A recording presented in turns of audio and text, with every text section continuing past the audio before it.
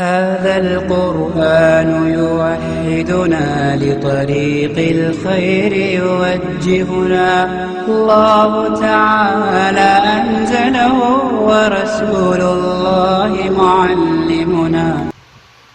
السلام عليكم وبركاته. إن الحمد لله نحمده ونستعينه ونستغفره ونعوذ بالله من شرور أنفسنا ومن سيئات أعمالنا. من يهده الله فلا مضل له ومن يضلله فلا هادي له، وأشهد أن لا إله إلا الله وحده لا شريك له، وأشهد أن محمدا عبده ورسوله. أما بعد، فإن أصدق الحديث كتاب الله، وخير الهدي هدي محمد صلى الله عليه وسلم، وشر الأمور محدثاتها، وكل محدثة بدعة، وكل بدعة ضلالة، وكل ضلالة في النار. يقول الله سبحانه وتعالى في كلامه المجيد: أعوذ بالله السميع العليم من الشيطان الرجيم. بسم الله الرحمن الرحيم. إنا أنزلناه ليلة القدر وما أدراك ما ليلة القدر. ليلة القدر خير من 1000 شهر. تنزل الملائكة والروح فيها بإذن ربهم من كل أمر. سلام هي حتى مطلع الفجر. میرے بھائیو، دوستو، عزیزو، ساتھیو، یہ اللہ کی عظیم نعمت ہے کہ اللہ تعالیٰ نے ہمیں رمضان المبارک میں پہنچایا، جبکہ اس سے بہت سے لوگ محروم رہ گئے، دنیا سے چلے گئے۔ سچ ہے، اللہ نے فرمایا اگر تم اللہ کی نعمتوں کو شمار کرنا چاہو تو شمار نہیں کر سکتے۔ اللہ کی نعمتوں کو گننا چاہیں تو کسی کے پاس مجال نہیں، طاقت نہیں کہ وہ گن سکے، کاؤنٹ کر سکے۔ لیکن اس نعمت اور ساری نعمتوں کا شکریہ یہ ہے کہ اپنے افعال، اپنے اعمال، اپنے اقوال اور اپنے قلب یعنی دل، اس کے ذریعے ہم اللہ کا شکر بجا لائیں، عمل کریں، اچھی بات کریں، تبدیلی پیدا کریں، تب جا کر ہم اس کا شکر بجا لا سکتے ہیں۔ اور جب شکر بجا لائیں گے تو اللہ سبحانہ و تعالی نعمتوں کی بارش برسا دے گا، اور ساتھ ہی جو نعمتیں آپ کے پاس ہیں وہ باقی رہیں گی۔ اللہ نے فرمایا: وَإِذْ تَأَذَّنَ رَبُّكُمْ لَئِن شَكَرْتُمْ لَأَزِيدَنَّكُمْ وَلَئِن كَفَرْتُمْ إِنَّ عَذَابِي لَشَدِيدٌ۔ آپ کے رب نے یہ اعلان کر دیا ہے کہ اگر آپ شکر گزاری کریں گے تو اللہ تعالیٰ بڑھا کر دے گا۔ لَأَزِيدَنَّكُمْ، اللہ فرماتا ہے میں بڑھا کر تم کو دوں گا۔ یہ لام تاکید کے لیے اور ازیدنہ میں نون کے لیے دو تاکیدی لفظ استعمال کر کے اللہ فرماتا ہے کہ اگر تم شکر گزاری کرو گے تو میں ضرور بڑھا کر دوں گا، اضافہ کروں گا، اور اگر ناشکری کرو گے تو میرا عذاب بہت سخت ہے۔ سورہ ابراہیم آیت نمبر 7۔ اللہ کے بندو، کل ہم رمضان کا استقبال کر رہے تھے خوشی کے ساتھ، لیکن دن اتنی تیزی سے گزر گئے کہ اس کا اکثر حصہ دو حصے گزر گئے، ایک حصہ اور باقی ہے۔ جن لوگوں نے 1 سے لے کر 19 اور 20 تک رمضان کی قدر کی، روزے رکھے، قیام اللیل کیا، قرآن کی تلاوت کی، صدقات و خیرات کیے، اچھے اعمال بجا لائے، برائیوں کو چھوڑ دیا، یقین جانیے ان کے لیے اجر عظیم ہے، بڑا ثواب ہے۔ وہ باقی ایام کو جو رمضان کے مکھن ایام ہیں، رمضان کی جان ہے، جو آخری عشرہ کہا جاتا ہے، اس کی قدر کیجئے اور اپنی مغفرت کرا لیجئے، اپنی گردنوں کو جہنم، یہ موقع ہے۔ اور جن لوگوں نے شروع سے لے کر اب تک اللہ رب العالمین کے حق کے ساتھ، عبادات کے ساتھ، اعمال کے ساتھ زیادتی کی ہے، برا کیا ہے، روزہ بھی نہیں رکھا، قیام اللیل بھی چھوڑ دیا، رات بھر جگے قیل قال پر، مالوں کو ضائع کیا، قرآن کو چھوڑا، احسان لوگوں کے ساتھ نہیں کیا، ان کے لیے اب بھی وقت ہے، اب بھی وقت ہے۔ اللہ اکبر، پلٹ آئیے، پلٹ آئیے۔ جو رمضان میں محروم ہے وہ ہمیشہ کا محروم ہے، پلٹ آئیے، معافی مانگیے، اور جو ایام آنے والے ہیں اور ابھی سے قدر کیجیے، اس لیے کہ جو ایام آنے والے ہیں پہلے اور دوسرے عشرے سے بہتر ہیں، افضل ہیں۔ اس لیے میرے بھائیوں، اللہ تعالیٰ بندوں کی توبے کو قبول کرتا ہے، اللہ تعالیٰ برائیوں کو معاف کرتا ہے۔ جو اللہ کی طرف پلٹے، اس کی طرف متوجہ ہو۔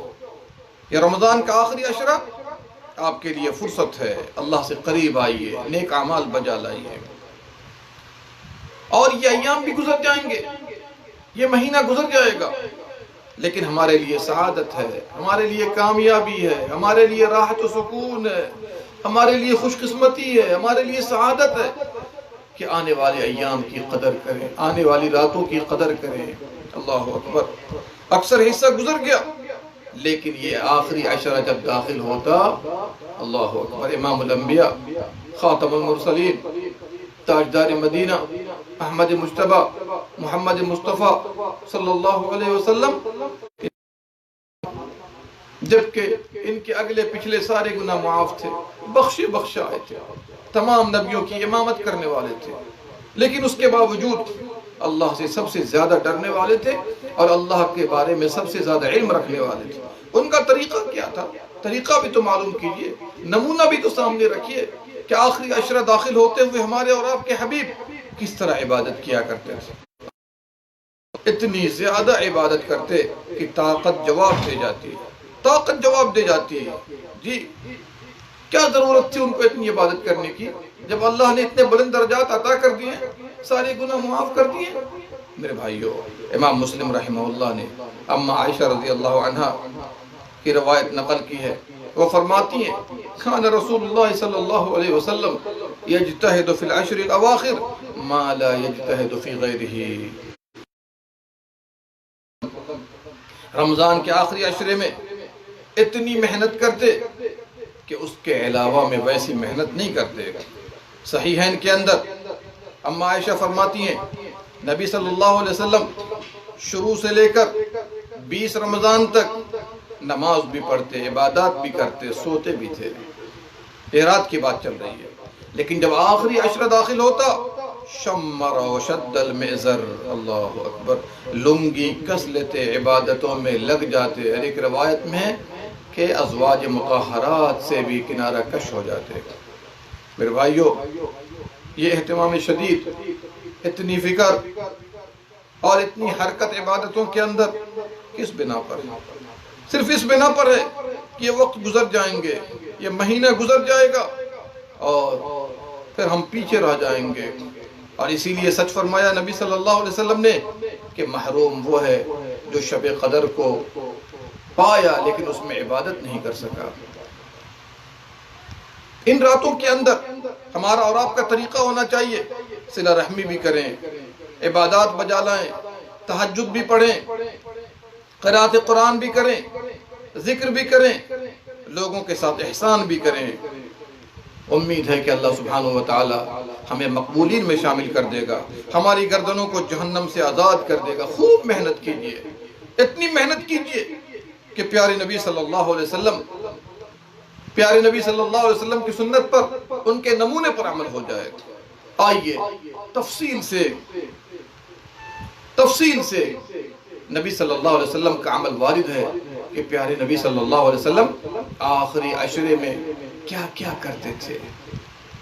آئیے اس سلسلے میں نبی صلی اللہ علیہ وسلم کے بارے میں آیا ہے اذا دخل العشر، جب آخری عشر داخل ہوتا، شد معذرہ، لنگی کس لیتے، یعنی عبادتوں کے لیے بالکل فارغ ہو جاتے، اور آگے وہ احیا لیلہ، رات بھر جگتے۔ کس پر؟ لہو و لعب پر؟ کس پر؟ بات چیت کر کے؟ کس پر جگتے رات بھر؟ گھوم پھر کر کے؟ نہیں میرے بھائیو، عبادتیں بجا لا کر، آرام نہیں کرتے تھے، وَأَيْقَظَ أَهْلَهُ، اپنے گھر والوں کو بھی جگاتے تھے، اپنے گھر والوں کو بھی جگاتے تھے۔ ان کے گھر والے ہمارے گھر والوں سے لاکھوں درجے بہتر تھے۔ کون ہے گھر والے؟ اللہ اکبر، عائشہ رضی اللہ عنہا ہیں۔ کون ہے گھر والے؟ میمونہ ہیں۔ کون ہے گھر والے؟ حفصہ ہیں، خزیمہ بنت زینب ہیں، ام خزیمہ ہیں۔ اس طرح سے جو بھی ازواج مطہرات تھی، اور حفصہ ہے، اس طرح سے باقی ازواج مطہرات کو جگاتے، اور یہ جگاتے تھے عام راتوں میں بھی، لیکن ان 10 راتوں میں جلدی جگاتے تاکہ وہ بھی اللہ تعالیٰ کی زیادہ سے زیادہ عبادت کریں۔ جبکہ ان کے ازواج مطہرات کے بارے میں اللہ رب العالمین کی طرف سے گارنٹی موجود ہے، رضی اللہ عنہم ورضوا عنہ، وہ دنیا میں نبی کی بیویاں ہیں تو آخرت میں بھی ہے، جنت میں بھی ان کی ازواج ہوں گی، لیکن اس کے باوجود جگاتے سب کے سب اللہ کی عبادت میں لگ جاتے تھے۔ میرے بھائیو، یہ ذمہ داری ہمارے اوپر بھی ہے، یہ ذمہ داری ہمارے اوپر بھی ہے۔ ہم اپنے گھر والوں کو جگائیں، اپنی بیوی کو، اپنے بچوں کو، اپنے بیٹوں کو، اپنی بیٹیوں کو، اور جو بھی رشتہ دار ہیں ان کو جگائیں۔ کیوں؟ سب پر ذمہ داری ہے کہ اللہ کو راضی کرے، اللہ کو خوش کرے، اپنی گردنوں کو جہنم سے آزاد کروا لے۔ نبی صلی اللہ علیہ وسلم عام راتوں میں اپنی بیویوں کو جگاتے، ازواج کو جگاتے، لیکن ان 10 راتوں میں زیادہ جگاتے تاکہ وہ تہجد پڑھیں، قرآن کی تلاوت کریں، اللہ کی عبادت کریں۔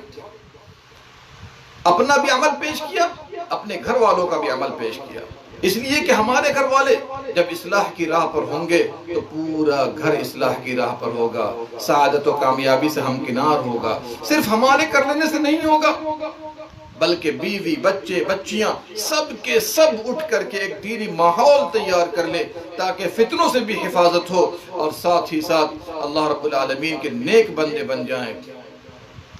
اس لیے ہمیں اور آپ کو اس کی ضرورت ہے کہ خود بھی کریں، بچوں سے بھی کرائیں۔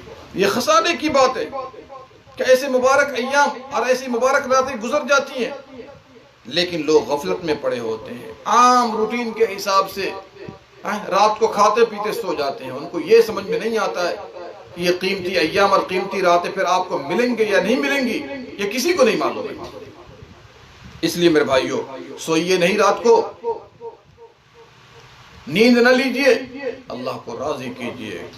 اس لیے کہ نبی صلی اللہ علیہ وسلم جن کے اگلے پچھلے سارے گناہ معاف تھے، وہ تو رات کو عبادت کرتے تھے، اور ہم سب گنہگار ہیں، ہم سب خطاکار ہیں، سیاکار ہیں، اور ہم آرام کرنے میں لگ گئے۔ تو بھلا مجھے بتائیے کہ پھر ایسی راتیں کب ملیں گی؟ آئیے ان راتوں کی فضیلتیں قرآن و سنت کی روشنی میں ذرا میں پیش کرنا چاہتا ہوں، تاکہ یہ ہمارے لیے بھی سبق ہو، آپ کے لیے بھی سبق ہو۔ رمضان کے آخری عشرے کی کئی ایک خصوصیتیں ہیں اور بڑی فضیلتیں ہیں۔ ان میں سے ایک بڑی فضیلت یہ ہے کہ رمضان کے آخری عشرے میں اللہ نے قرآن کو نازل فرمایا ہے، اور وہ بھی کب؟ شب قدر میں، لیلۃ القدر میں۔ اللہ نے فرمایا اِنَّا أَنزَلْنَاهُ فِي لَيْلَةِ الْقَدْرِ وَمَا أَدْرَاكَ مَا لَيْلَةُ الْقَدْرِ، ہم نے اس قرآن کو شب قدر میں نازل کیا، شب قدر میں نازل کیا۔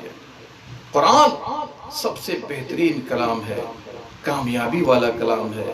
اس کے لیے اللہ نے سب سے بہترین مہینے کا انتخاب کیا، سب سے عظمت والی رات کا انتخاب کیا۔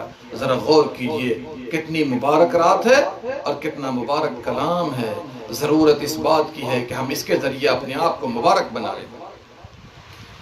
اور اس سلسلے میں دوسری آیت بھی لے لیجئے، إِنَّا أَنزَلْنَاهُ فِي لَيْلَةٍ مُبَارَكَةٍ إِنَّا كُنَّا مُنذِرِينَ۔ سورہ دخان آیت نمبر 3، اللہ فرماتا ہے بے شک ہم نے قرآن کو لیلہ مبارکہ میں داخل کیا ہے، نازل کیا ہے۔ لیلہ مبارکہ بابرکت رات میں نازل کیا ہے، جو کثیر الخیر والبرکہ ہے، جو بہت زیادہ خیر و برکت والی رات ہے۔ اور یہ بھی یاد رکھیے کہ اس نور مبین کو جو قرآن ہے، اس کو نازل فرما کر اس امت کی عظمت کو بھی بیان کیا ہے کہ جب قرآن سب سے بہتر کلام ہے، عظمت والا کلام ہے، لانے والے فرشتے سب سے عظمت ہیں، جن پر لایا جا رہا ہے وہ سب سے عظیم ہستی ہے، جس امت پر نازل کیا جا رہا ہے وہ بھی سب سے بہتر اور عظمت والی امت ہے، اور جس رات میں نازل کیا وہ بھی سب سے عظمت والی رات ہے۔ یہ ساری باتیں ایک ساتھ جمع ہو گئی ہیں۔ اس لیے میرے بھائیو، یہ قرآن ہے جس نے لوگوں کو تاریکیوں سے نور کی طرف نکالا ہے، جہل سے نور العلم والایمان کی طرف نکالا ہے۔ یہ قرآن کریم جس میں شفا ہے، ہدایت ہے، رحمت ہے، موعظت ہے، اور یہ ساری باتیں آپ کے سامنے پہلے آ چکی ہیں۔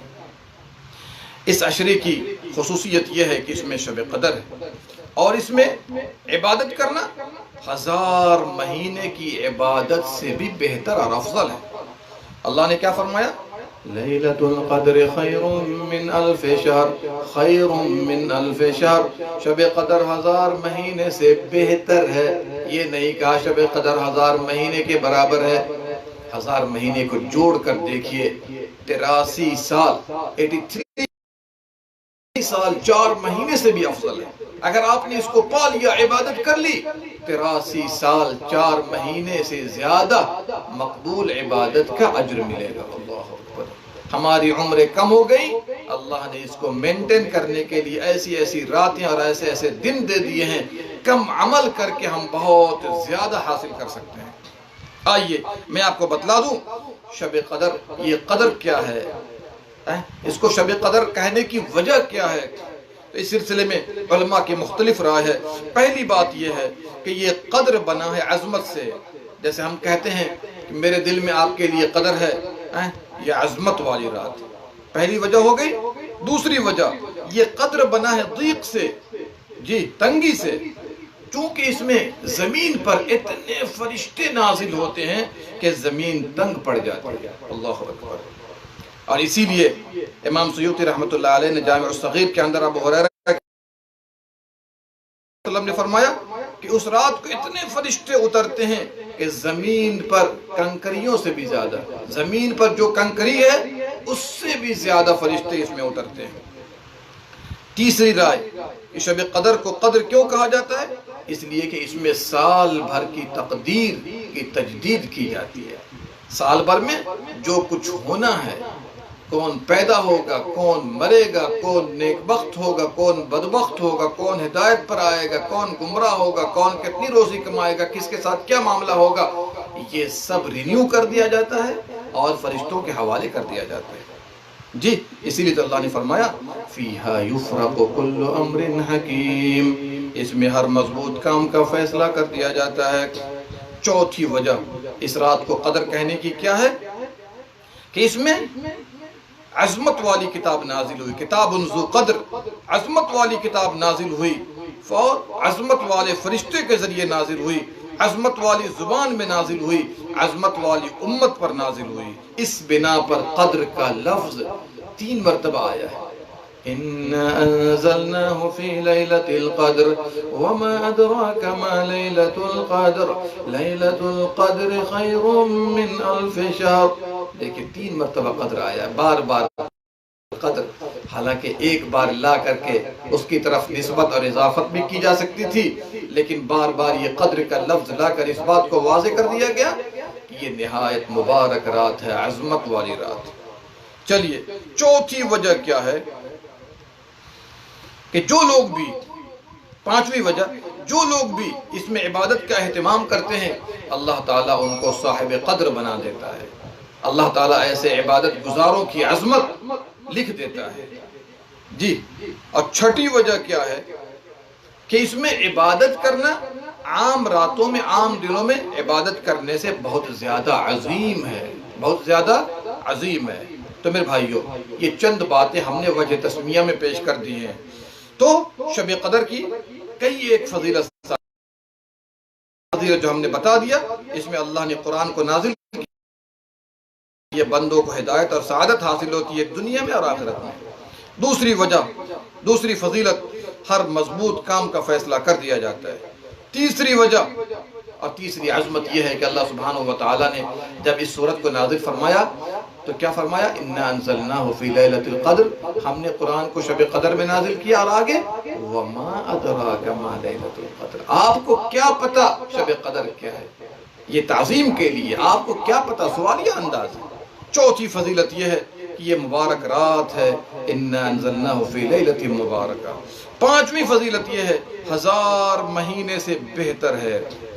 اور نبی صلی اللہ علیہ وسلم کا فرمان بھی یاد رکھیے، نبی صلی اللہ علیہ وسلم کا فرمان یاد رکھیے، وَفِيهِ لَيْلَةٌ خَيْرٌ مِّنْ أَلْفِ شَهْرٍ، اس میں ایک رات ہے جو 1000 مہینے سے بہتر ہے، مَنْ حُرِمَهَا، جو اس سے محروم رہا، فقد حرم الخیر کلہ، وہ ہر خیر سے محروم رہا، اور اس کے خیر سے سوائے محروم کے کوئی بھی محروم نہیں ہو سکتا ہے۔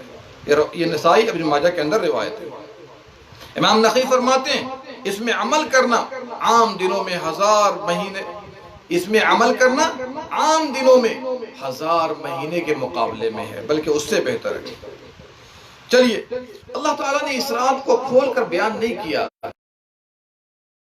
21 ہے، 23 ہے، 27 ہے، 29 ہے، یہ کھول کر نہیں بتا دیا۔ کیوں نہیں بتایا؟ یہ مخفی رکھا ہے تاکہ بندے آخری عشرے میں خوب محنت کریں، آخری عشرے میں خوب محنت کریں، اور ساتھ ساتھ نیک اعمال کا ذخیرہ جمع کریں، اور اللہ کے نزدیک اپنے درجات کو بلند کر لیں۔ یہ ہو سکتا تھا کلیئر بتا دیتے کہ فلاں رات کو ہے، لیکن بغیر بتائے تو لوگ خود متعین کر لیتے ہیں۔ تو میرے بھائیو، یاد رکھیے اللہ سبحانہ وتعالیٰ نے موقع دیا ہے کہ ہم اور آپ اس میں خوب محنت کریں، اور 10 راتوں میں محنت کریں جیسا نبی صلی اللہ علیہ وسلم 10 راتوں کو محنت کیا کرتے تھے۔ یہ بات ضرور یاد رکھیے، جنت تکلیف دہ چیزوں سے گھیر دی گئی ہے، محنتوں سے گھیر دی گئی ہے، بہت قیمتی ہے۔ اللہ کی یہ چیز، اللہ کا یہ سامان نہایت قیمتی ہے، اس کے لیے جانیں پیش کی گئی ہیں، مال پیش کیے گئے ہیں، رشتہ داروں کو قربان کیا گیا ہے، لیکن ہم اور آپ چند گھنٹے نہیں لگا سکتے ہیں۔ تھوڑی دیر آرام کر لیجئے۔ اگر آپ کے اندر نبی صلی اللہ علیہ وسلم جیسی طاقت نہیں ہے، ہمارے اندر طاقت نہیں ہے، تو تھوڑی دیر آرام کر لیجئے، شام کو آرام کر لیجئے، دن میں آرام کر لیجئے، لیکن رات کو ضائع نہ کیجئے، رات کو ضائع نہ کیجئے۔ بہت سے لوگ لہو و لعب میں ضائع کر دیتے ہیں، بہت سے لوگ اہتمام کرتے ہیں مجلسوں کا۔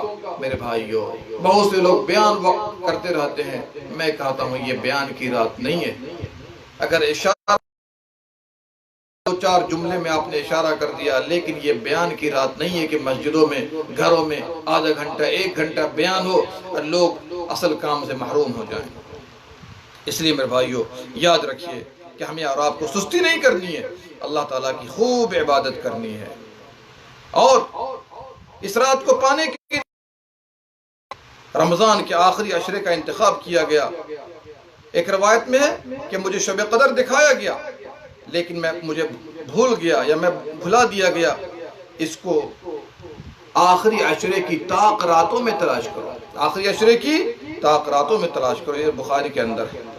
نبی صلی اللہ علیہ وسلم نے فرمایا تحروا لیلۃ القدر فی العشر الاواخر من رمضان، شب قدر کو رمضان کے آخری عشرے میں تلاش کرو، اور اس میں بھی طاق راتوں میں تلاش کرو، طاق راتوں میں تلاش کرو۔ اور میں کہتا ہوں بعض روایات کی روشنی میں طاق راتوں کے علاوہ جفت رات میں بھی تلاش کرنے کا ثبوت ملتا ہے۔ جی، صرف طاق رات نہیں، بلکہ جفت رات میں بھی، جفت اور طاق دونوں راتوں میں تلاش کرنا چاہیے۔ اس لیے نبی صلی اللہ علیہ وسلم کا معمول تھا کہ آخری عشرے کی 10 راتوں کو جگ کر خوب عبادت کیا کرتے تھے۔ اور بعض لوگ اعتراض کر سکتے ہیں کہ طاق راتوں کی حدیث تو ہے، لیکن کیا جفت راتوں کی بھی حدیث ہے؟ جی ہاں ہے۔ صحیح بخاری کے اندر عبداللہ بن عباس رضی اللہ عنہما کی روایت ہے التمسوها فی 24، 24ویں کی رات میں تلاش کرو۔ صحیح بخاری کے اندر حدیث نمبر 2022 ہے۔ اور اس طریقے سے ایک روایت میں یہ بھی آیا ہے التمسوها فی العشر الاواخر من رمضان لیلۃ القدر فی 9 تبقى فی 7 تبقى فی 5 تبقى وفی لفظ ہن فی العشر الاواخر فی 9 یمضین او فی 7 یبقین۔ تو ایسی روایتوں کو دیکھنے کے بعد کبھی کبھی یہ ڈاؤٹ ہوتا ہے کہ کہیں طاق رات میں نہ ہو، جفت راتوں میں ہو۔ اس لیے میں کہوں گا ہر رات کو جگیے تاکہ یقینی طور پر یہ آپ کو حاصل ہو جائے گا۔ چلیے، چھٹی فضیلت یہ ہے کہ اس میں بے شمار فرشتے نازل ہوتے ہیں، بے انتہا فرشتے نازل ہوتے ہیں، اور تمام فرشتوں کے سردار جبریل امین بھی نازل ہوتے ہیں۔ اللہ اکبر۔ اور یہ برکتیں لے کر نازل ہوتے ہیں، خیر لے کر نازل ہوتے ہیں، اور جو بھی آپ کے لیے آپ کی حاجت کی چیزیں ہیں وہ جبریل امین اور فرشتے لے کر اسے اترتے ہیں۔ ساتویں فضیلت یاد رکھیے کہ اس میں سلام ہی حتی مطلع الفجر، یہ سلامتی کی رات ہے۔ اللہ تعالیٰ کے عذاب، اللہ تعالیٰ کی سزا کے لیے، سلامتی کے لیے اللہ تعالیٰ نے اس رات کا انتخاب کیا ہے۔ اٹھئے، اس سے دور ہو جائیے، اللہ کی اطاعت کیجئے۔ آٹھویں فضیلت یہ ہے، نبی صلی اللہ علیہ وسلم نے فرمایا من قامها ایمانا واحتسابا غفر له ما تقدم من ذنبه۔ قیام کیا یعنی کم از کم 21 23 25 27 29 اور میں تو کہتا ہوں 10 راتوں کا کیجئے تاکہ اللہ سبحانہ وتعالی آپ کے پچھلے سارے گناہ معاف کر دیں۔ من قامها ایمانا، اللہ پر ایمان رکھتے ہوئے اور ثواب کی نیت سے اس کے پچھلے سارے گناہ معاف کر دیے گئے۔ نویں فضیلت یہ ہے کہ جو اس کو پالے اور اللہ کے لیے محنت کرے، عبادت کرے، اللہ کو خوش کرنے کے لیے، اس نے ہر طرح کی بھلائی پالی ہے، اور جو اس سے محروم رہا در حقیقت وہی محروم ہے۔ 10ویں فضیلت یہ ہے کہ اس کے لیے، اس کی فضیلت میں ایک مستقل سورت نازل ہو گئی جس کو سورہ قدر، اور یہ قیامت تک تلاوت کی جاتی ہے۔ فی لیلۃ القدر وما ادراک ما لیلۃ القدر لیلۃ القدر خیر من الف شہر تنزل الملائکۃ والروح فیہا باذن ربہم من کل امر سلام ہی حتی مطلع الفجر۔ 11ویں فضیلت یہ شب قدر کی کہ اس میں دعائیں قبول کی جاتی ہیں، اس میں دعائیں قبول کی جاتی ہیں۔ اور یہ کہاں سے معلوم ہوتا ہے؟ اما عائشہ رضی اللہ عنہا نے سوال کیا، اے اللہ کے نبی صلی اللہ علیہ وسلم، جب میں شب قدر کو پالوں تو کیا دعا کروں؟ اس کا مطلب یہ ہے کہ دعائیں قبول کی جاتی ہیں۔ جو چاہیے دعا کیجئے، دین کے لیے، دنیا کے لیے، اسلام کے لیے، مسلمانوں کے لیے، غریبوں کے لیے، والدین کے لیے، دوستوں کے لیے، اور جو کچھ بھی چاہتے ہیں، دین کی بھلائی، دنیا کی بھلائی، سب کے لیے دعا کیجئے۔ لیکن اما عائشہ رضی اللہ عنہا نے جب سوال کیا کہ اللہ کے نبی صلی اللہ علیہ وسلم کون سی دعا مانگو، تو ہمارے ذہن میں بات آتی ہے دنیا کے لیے، گاڑی کے لیے، سرٹیفکیٹ کے لیے، نوکری کے لیے، شادی کے لیے، گھر بنانے کے لیے، بنگلہ کے لیے، یہی سب چیزیں ہمارے ذہنوں میں گردش کرتی ہیں۔ سنیے نبی صلی اللہ علیہ وسلم نے کون سی دعا مانگنے کا حکم دیا ہے۔ آپ صلی اللہ علیہ وسلم نے فرمایا اللہم انک عفو تحب العفو فاعف عنی، اللہم انک عفو تحب العفو فاعف عنی۔ دیکھیں کتنی جامع دعا ہے۔ اے اللہ، اے میرے اللہ، تو معاف کرنے والا ہے، معافی کو پسند فرماتا ہے، ہمیں معاف کر دے۔ اور کچھ نہیں سکھایا۔ اے اللہ تو معاف کرنے والا ہے، معافی کو پسند کرتا ہے، مجھے معاف کر دے۔ بہت جامع دعا ہے۔ اگر اللہ معاف کر دے یقیناً رحم کرے گا، اور رحم کرے گا تو دنیا میں بھی رحم کرے گا، آخرت میں بھی رحم کرے گا۔ اس دعا کا خاص اہتمام کیجئے، ویسے آپ جو دعا چاہیں مانگ سکتے ہیں۔ دیکھیے آخری عشرے کی خصوصیت میں سے یہ بھی ہے کہ نبی صلی اللہ علیہ وسلم اس میں زیادہ سے زیادہ عبادت کرتے تھے، جیسا کہ بات گزری ہے، اور گھر والوں کو بھی جگائیے، خود بھی جگیے، اور بچوں کو جگائیے، کو نصیحت کیجئے کیا پڑھنا ہے، کیسے کرنا ہے، عبادت کیسے کرنی ہے۔ اگر لمبا قیام ہو تو پریشان ہونے کی ضرورت نہیں، جنت کو پانے کے لیے اتنا ضروری ہے ہمارے لیے، اس طرح سے سمجھائیے تاکہ انشاءاللہ وہ بھی قرآن کی تلاوت کرے، نماز پڑھیں۔ اور میں کہتا ہوں کہ ان 10 راتوں میں جیسے آپ تراویح ہیں اسی طریقے سے انشاءاللہ اگر آپ تراویح میں 2-4 رکعت پڑھ لیجئے پہلے اور پھر بعد میں مکمل کیجئے تو یہ بہت بہتر ہے، بہت بہتر ہے۔ دوسری شکل یہ ہے کہ شروع رات میں نہ پڑھیے، انشاءاللہ آخر تہائی رات کو پڑھیے، جب اللہ سبحانہ وتعالی دنیا کے آسمان پر نازل ہوتا ہے اور وہ پکارتا ہے تو ہم انشاءاللہ جو کچھ بھی مانگیں گے اللہ ہماری دعا کو قبول کر لے گا۔ بہت ساری چیزیں، بہت سارے خیر جمع ہو جائیں گے، ہے یا نہیں؟ چلیے، اور انشاءاللہ یہ راتیں آنے والی ہیں، ابھی سے تیار ہو جائیں۔ اس عشرے کی خصوصیت یہ ہے، آخری عشرے کی، اس میں اعتکاف بھی ہے۔ اعتکاف کیا ہے؟ اللہ کی اطاعت کے لیے مسجد کو لازم پکڑنا ہے۔ اور یہ قرآن و سنت دونوں سے ثابت ہے۔ اللہ نے فرمایا وَلَا تُبَاشِرُوهُنَّ وَأَنْتُمْ عَاكِفُونَ فِي الْمَسَاجِدِ، بیوی سے قربت اور ہم بستری نہ کرنا اگر تم مسجدوں میں اعتکاف کرنے والے ہو۔ اعتکاف کے لیے مسجد کو شرط قرار دیا ہے، مسجد کو شرط قرار دیا ہے، اور مرد بھی مسجد میں کریں گے، عورتیں بھی مسجد میں کریں گے، اس لیے کہ نبی صلی اللہ علیہ وسلم کی بیویاں، آپ کی ازواج مطہرات، جنہوں نے کبھی بھی اعتکاف کیا ہے تو گھر میں نہیں کیا بلکہ مسجد میں کیا ہے۔ اس سے کیا پتا چلا کہ سبوں کے لیے اعتکاف کی جگہ مسجد ہے، مسجد۔